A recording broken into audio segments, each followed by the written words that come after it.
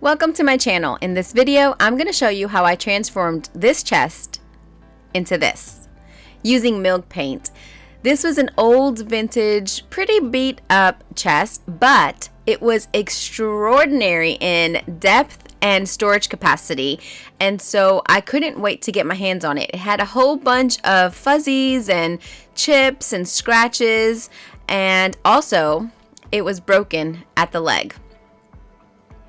I made a mold. I sprayed on Pam or something similar you can use, and then I use hot glue, and I just go ahead and I create a thick mold using the hot glue, and then once it's dry, then you can go ahead and take it off and you can fill it with clay or anything else, maybe Bondo, that you want to use to create your mold. Once it's dry, you know it's dry, and then you can just peel it off, and the Pam makes it easy to take the mold off. Once you remove it, you can see that it takes on the shape of the piece that you're trying to make a mold for, and so all I did was fill it with IOD Clay. It's an air dry clay, and it's really easy to use as an artisan clay, and it cures to a really hard finish. I sanded down the piece because it was chipping and it was a little bit shiny, and in this project I decided to try Miss Mustard Seed's milk paint. So once I got it clean and I scuff sanded the whole thing, and then I went ahead and used a microfiber cloth to remove all of the dust, I was ready to get to the next step. Here I'm using stainable wood filler. I had a couple of pieces on the top, and then I also used some on the leg, just in the very deep parts of it. I thought that that would help me to have a really durable piece, because that is where the leg is attached, and so I wanted to make sure that it was going to be very sturdy. I've been experimenting with several milk paint brands, and Miss Mustard Seeds by far has a really good first coverage. And there's Ginger again. She's always by my side when I'm painting. And so here was what it looked like after the first coat. You definitely have to have multiple coats with milk paint, but this is a really good coverage.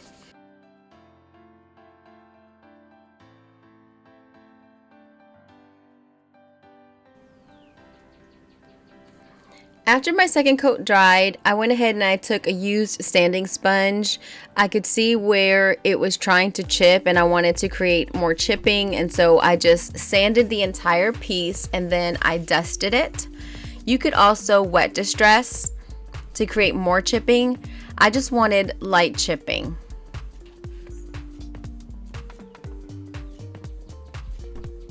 I really like the way that it turned out. Miss Mustard Seeds is definitely a good quality milk paint.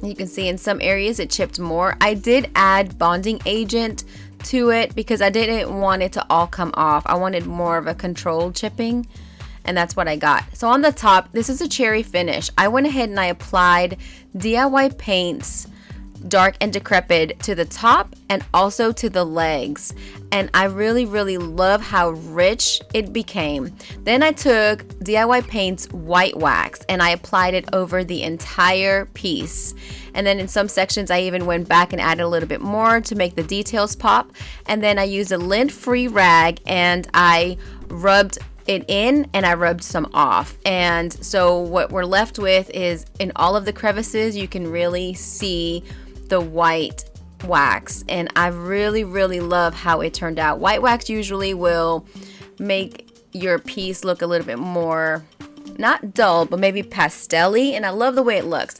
And look how gorgeous the top came out. It has a beautiful rich finish, and my hardware looks amazing. I think it really complements the rich wood tones. Speaking of the hardware, this is what it looked like before. Hardware is usually a lot dirtier than what you think it is.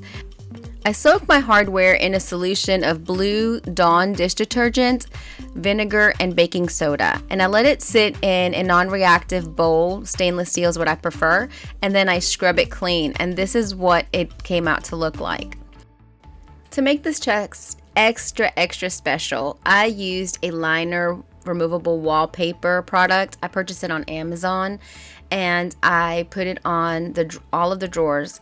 And so all I did was score it, and then I created a line on there so I knew where to cut, and then I applied it. And it's really easy to apply. All you have to do is get started on an edge. I positioned my paper exactly where I wanted it, and I removed the top layer, and then I bend back the backing. And so I start with a small section at the top, and I adhere that section first. And then all you have to do is then you could take a credit card. I had this applicator tool to get it all down, make sure that there's no air pockets, and then I flip it back and I remove the backing, and as I do that, I apply it down to make sure there aren't any air bubbles. Of course, you could decoupage your drawers as well with napkins or with decoupage paper, and that also adds a really nice touch. But I like the fact that this is removable, so if somebody wanted to change it up, they could. And then I cut my paper intentionally a little bit larger, and then I take an X-Acto knife and I just go ahead and cut off the excess and make sure I get my edges nice and down.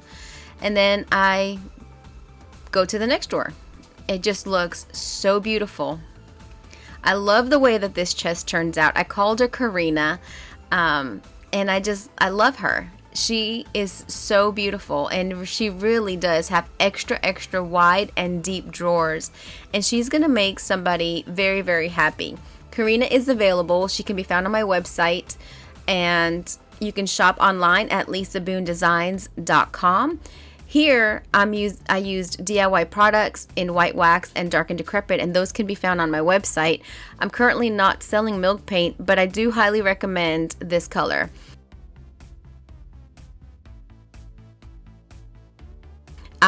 All of the details can be found in the description with links for all of the products that I used. Thank you for watching this video. I hope it inspired you to do something new and different.